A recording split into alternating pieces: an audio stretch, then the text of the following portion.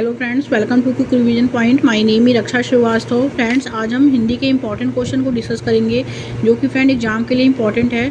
तो स्टार्ट करते हैं। फर्स्ट क्वेश्चन है, भाषा में आकलन संभव है? तो फर्स्ट है फ्रेंड, सीखने सिखाने की प्रक्रिया के दौरान अवलोकन द्वारा। सेकंड है, केवल परीक्षाओं द्वारा। थर्ड है, केवल परियोजना कार्य द्वारा। फोर्थ है, केवल गतिविधियों द्वारा। भाषा में आकलन संभव जो है वो सीखने सिखाने की प्रक्रिया के दौरान अवलोकन द्वारा संभव है। Right answer is first. Next question, भाषा में आकलन करते समय आप किसे सबसे कम महत्व देंगे? फर्स्ट है प्रश्नों का निर्माण करना। सेकंड है परिचर्चा। थर्ड है सृजनात्मक लेखन। फोर्थ है प्रश्नों के उत्तर लिखना। भाषा में आकलन करते समय आप किसे सबसे कम महत्व देंगे? तो परिचर्चा को सबसे कम महत्व देंगे। Right answer is second. Next question, बच्चों के लिखित कार्य के आकलन में सर्वाधिक महत्वपूर्ण क्या है? फर्स्ट है अभिव्यक्ति विचार। सेकंड है वर्तनी। थर्ड है वाक्य विन्यास। फोर्थ है तत्सम शब्दों का प्रयोग। बच्चों के लिखित कार्य के आकलन में सर्वाधिक महत्वपूर्ण जो है फ्रेंड वो अभिव्यक्ति विचार है। Correct answer is first. आगे देखेंगे, भाषा शिक्षा के में कौन सा बिंदु जो है सबसे कम महत्वपूर्ण है? ओके, तो वो फर्स्ट है फ्रेंड भाषिक परिवेश। सेकंड है पाठ सामग्री। थर्ड है फ्रेंड परीक्षाएं। फोर्थ है भाषाई अभ्यास।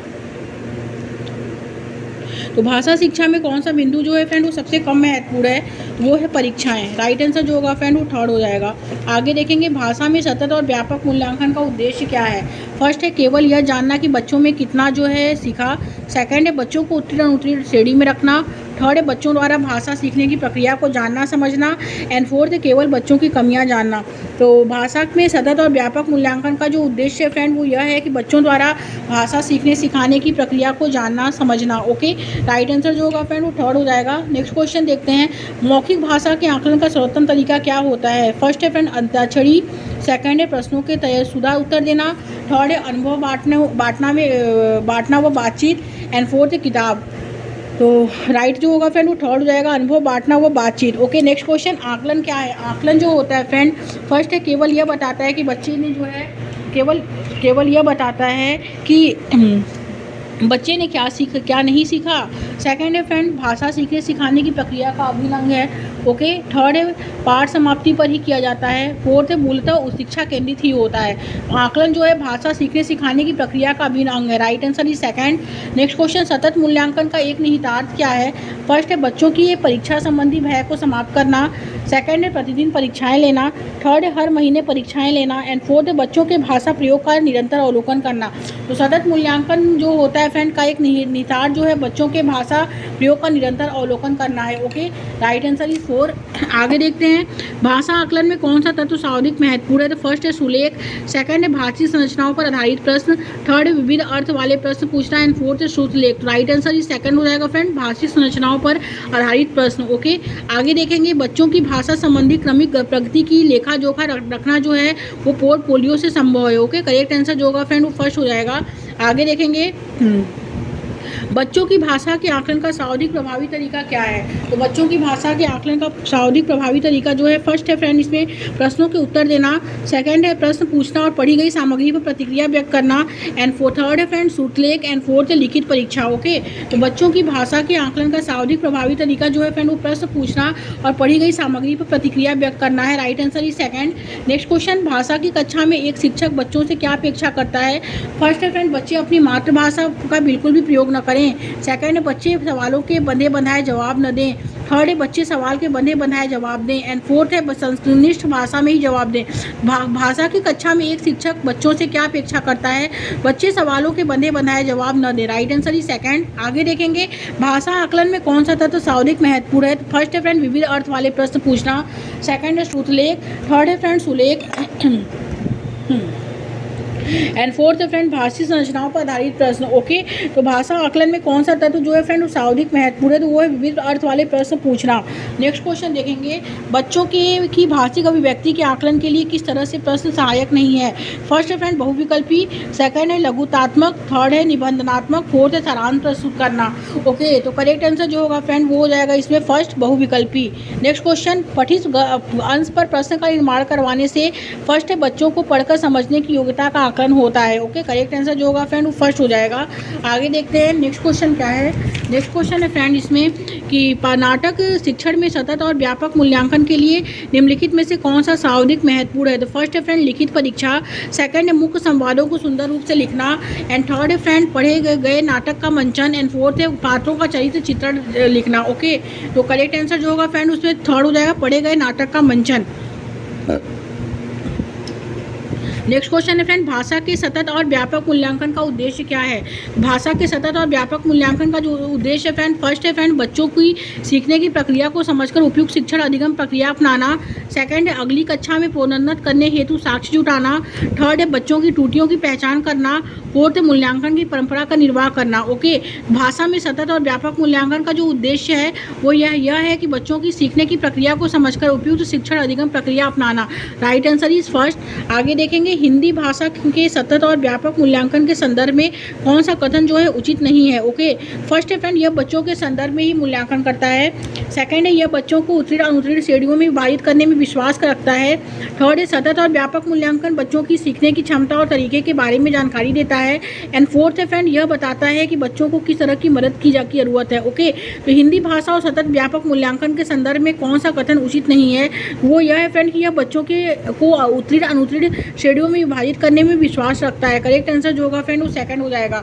आगे देखेंगे हिंदी भाषा का मूल्यांकन करते समय आप जो है सबसे ज़्यादा किसे महत्व देंगे। तो फर्स्ट है व्याकरणिक नियम का, सेकंड है सीखने की क्षमता के आकलन का, थर्ड है फ्रेंड इसमें काव्य सौंदर्य का, एंड फोर्थ है निबंध लिखने की योग्यता का। तो हिंदी भाषा का मूल्यांकन करते समय आप सबसे ज़्यादा जो महत्व देंगे फ्रेंड वो सीखने की क्षमता के आकलन का महत्व देंगे। Right answer is second. आगे देखेंगे निम्नलिखित में से कौन सी बच्चों की भाषिक क्षमता के आकलन का सबसे उचित तरीका है।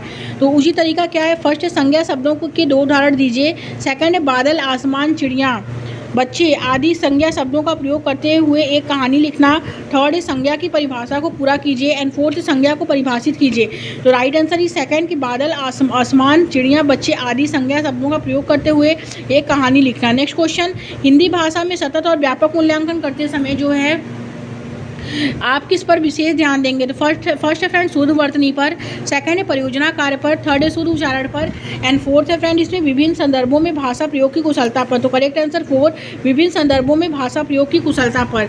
आगे देखेंगे किस प्रकार के प्रश्न बच्चों की भाषागत समझ का आकलन करने में अधिक सहायक नहीं होते हैं। तो फर्स्ट है फ्रेंड पाठ पर आधारित तथ्यात्मक प्रश्न, सेकंड है कल्पना परक प्रश्न, थर्ड है चिंतन परक प्रश्न, एंड फोर्थ अनुमान परक प्रश्न। ओके, तो किस प्रकार के प्रश्न बच्चों की भाषागत समझ का आकलन करने में अधिक सहायक नहीं होते हैं, वो है फ्रेंड अनुमान परक प्रश्न। Right answer is 4।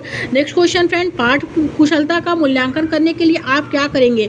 फर्स्ट है पढ़ी गई सामग्री पर तथ्यात्मक प्रश्न पूछेंगे, सेकंड है पढ़ी गई सामग्री पर प्रश्न बनाएंगे, थर्ड है पुस्तक की किसी पाठ की पंक्ति जो है पढ़वाएंगे, एंड फोर्थ है बच्चों से जोर से बोलकर पढ़ने के लिए कहेंगे ताकि उच्चारण की जाँच हो सके। तो पाठ कुशलता का मूल्यांकन करने के लिए आप जो करेंगे फ्रेंड पढ़ी गई सामग्री पर प्रश्न बनवाएंगे। Okay, correct answer is second हो जाएगा। आगे देखते हैं फ्रेंड पाठ पढ़कर बच्चों से प्रश्न बनवाने से फर्स्ट है इस बात का पता चलता है कि बच्चे प्रश्नवाचक शब्दों से परिचित हैं या नहीं, सेकंड है शिक्षक को यह जानने का अवसर मिलता है कि बच्चों ने पाठ को कितनी गहराई से समझा है, थर्ड है कक्षा कार्य की अच्छी युक्ति पूरी होती है, एंड फोर्थ है फ्रेंड इसमें कि प्रश्न बनाने की आदत का जो है विकास होता है। ओके, तो पाठ पढ़कर बच्चों के से प्रश्न बनवाने से शिक्षक को यह जानने का अवसर मिलता है कि बच्चों ने पाठ को कितनी गहराई से समझा है। ओके, राइट आंसर जो होगा फ्रेंड वो सेकंड हो जाएगा। आगे देखेंगे बच्चों के भाषा विकास की क्रमिक प्रगति का रिकॉर्ड रखने में कौन सा सावधिक जो है सहायक है। फर्स्ट है शिक्षक डायरी, सेकंड है पोर्टफोलियो, थर्ड है फ्रेंड लिखित परीक्षा की उत्तर पुस्तिकाएं, एंड फोर्थ है नोटबुक। ओके, बच्चों के भाषा विकास की क्रमिक प्रगति का रिकॉर्ड रखने में कौन सा सावधिक सहायक है, तो वो है फ्रेंड पोर्टफोलियो। आगे देखेंगे पाठ पढ़ने पढ़ाने के बाद किसी तरह के सवाल बच्चों की समझ का मूल्यांकन करने में सहायक नहीं होते हैं। तो क्यों नहीं होते हैं। फर्स्ट है फ्रेंड यदि तो वाले प्रश्न, सेकंड है पढ़े गए पाठ से जोड़ते हुए अपने निजी अनुभवों को व्यक्त करने वाले प्रश्न, सेकंड है क्यों कैसे वाले प्रश्न, एंड फोर्थ है क्या शिक्षा मिलती है वाला प्रश्न। ओके, पाठ पढ़ने पढ़ाने के बाद किसी तरह के सवाल बच्चों की समझ का जो मूल्यांकन करने में सहायक नहीं होते हैं, तो वे जो नहीं होते हैं वे है फ्रेंड इसमें पढ़े गए पाठ से जोड़ते हुए अपने निजी अनुभवों से व्यक्त करने वाले प्रश्न। Okay, right answer is second. आगे देखेंगे बच्चों के लेखन कौशल का मूल्यांकन करने के लिए कौन सी विधि बेहतर हो सकती है।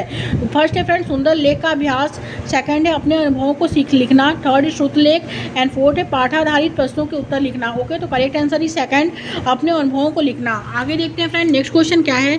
सतत और व्यापक मूल्यांकन मुख्य रूप से जो होता है किस पर बल देता है। तो फर्स्ट है फ्रेंड बच्चों के सुधार के लिए लगातार परीक्षण करने पर, सेकंड है बच्चों के व्यवहार का सतत अवलोकन करने पर, थर्ड है मस्तिष्क हृदय और हाथ की शिक्षा पर एंड फोर्थ है कमजोर अयोग्य विद्यार्थियों को उच्च शिक्षा का उच्च स्तर पर प्रोन्नत करने पर। सतत और व्यापक मूल्यांकन मुख्य रूप से बच्चों के व्यवहार का सतत अवलोकन करने पर जो है बल देता है।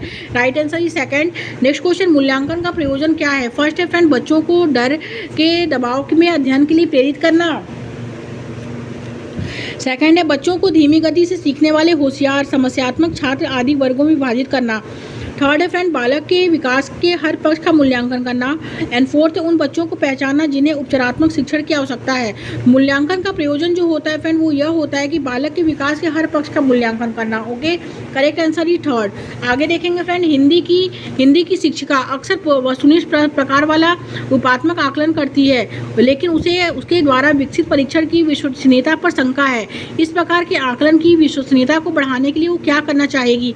फर्स्ट है फ्रेंड मानकीकृत परीक्षण का प्रयोग करना,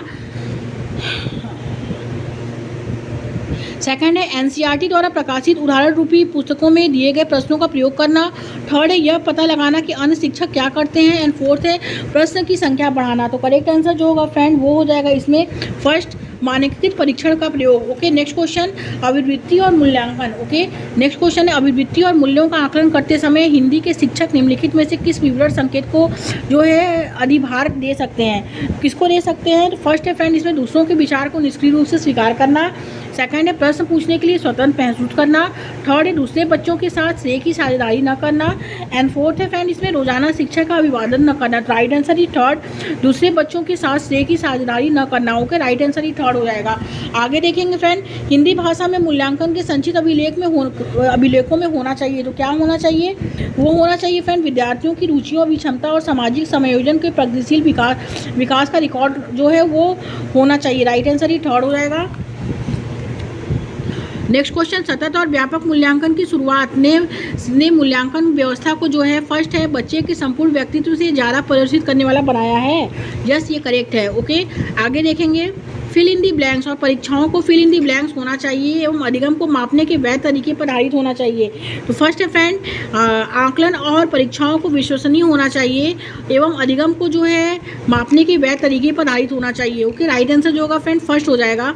आगे देखेंगे प्रगति पत्र रिपोर्ट कार्ड तैयार करने से शिक्षक को अपने प्रत्येक विद्यार्थी के बारे में यह सोचने का मौका मिलता है कि फर्स्ट है उसने कोई गलतियां की हैं एवं उसके अभिभावकों को इस प्रश्न में कैसे शिकायत की जाए, सेकंड है उसने अपने साथियों के साथ कितना सीखा है और क्यों, थर्ड है फ्रेंड उसने सत्र के दौरान क्या सीखा है और किस क्षेत्र में सबसे ज़्यादा मेहनत करने की ज़रूरत है एंड फोर्थ है उसने सत्र के दौरान जो सीखा है वह अन्य छात्रों से कितना जो है कम है। ओके, तो राइट आंसर जो होगा थर्ड हो जाएगा, उसने सत्र के दौरान क्या सीखा है और किस क्षेत्र में उसको सबसे ज़्यादा मेहनत करने की ज़रूरत है। ओके, राइट आंसर ही थर्ड। आगे देखेंगे जब मूल्यांकन का प्रयोजन किसी विशिष्ट अधिगम प्रक्रिया में संकल्पनाओं को स्पष्ट करता है तो ऐसा मूल्यांकन निर्माणात्मक मूल्यांकन कहलाता है। Okay, correct answer he second. And next and last question देखते हैं फ्रेंड कि पढ़ने का प्रारंभ जो होता है वो किससे होता है। तो पढ़ने का प्रारंभ जो होता है वो अर्थपूर्ण सामग्री से होना चाहिए। ओके, राइट आंसर जो होगा वो 4 हो जाएगा। Thank you friends.